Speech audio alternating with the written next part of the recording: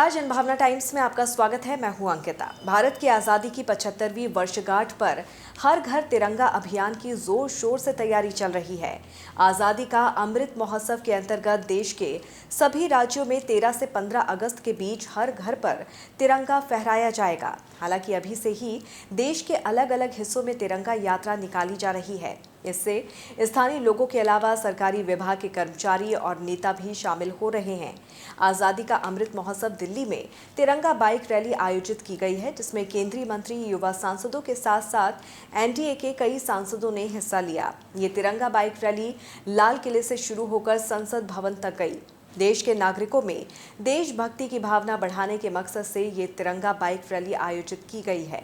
इस तिरंगा यात्रा को लाल किला पर उपराष्ट्रपति एम वेंकैया नायडू ने केंद्रीय मंत्री प्रहलाद जोशी और पीयूष गोयल के साथ लाल किले के सांसदों के लिए तिरंगा बाइक रैली को हरी झंडी दिखाकर रवाना किया।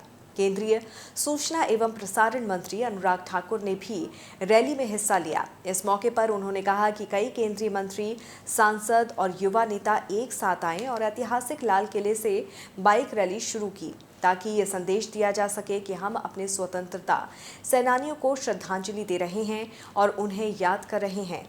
सांसद वीके सिंह बुलेट पर तिरंगा लहराकर रैली में शामिल हुए, तो वहीं केंद्रीय मंत्री स्मृति ईरानी अपनी स्कूटी पर तिरंगा लहराते सबसे आगे दिखी।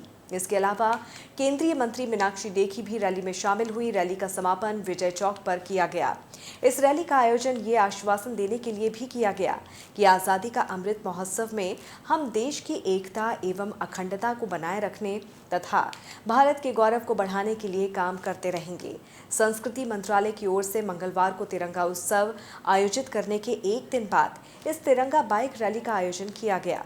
तिरंगा उत्सव कार्यक्रम को संबोधित करते हुए केंद्रीय गृह मंत्री अमित शाह ने सभी लोगों से हर घर तिरंगा अभियान को सफल बनाने और दुनिया को ये दिखाने की अपील की कि प्रधानमंत्री नरेंद्र मोदी के नेतृत्व में भारत एक महान ताकत बनने के लिए तेजी से आगे बढ़ रहा है। मंगलवार को बीजेपी संसदीय दल की बैठक के बाद संवाददाताओं को संबोधित करते हुए संसदीय कार्य मंत्री जोशी ने कहा कि यह आयोजन संस्कृति मंत्रालय की ओर से किया जा रहा है, न कि बीजेपी की ओर से। उन्होंने सभी दलों के सांसदों से इस कार्यक्रम में भाग लेने का आग्रह किया और उन्हें सुबह 8:30 बजे लाल किले पर पहुंचने को कहा था। संसदीय दल की बैठक में बीजेपी अध्यक्ष जेपी नड्डा ने आज़ादी की 75वीं वर्षगांठ के मौके पर 9 अगस्त से 15 अगस्त के बीच आयोजित किए जाने वाले कार्यक्रम के बारे में चर्चा की थी।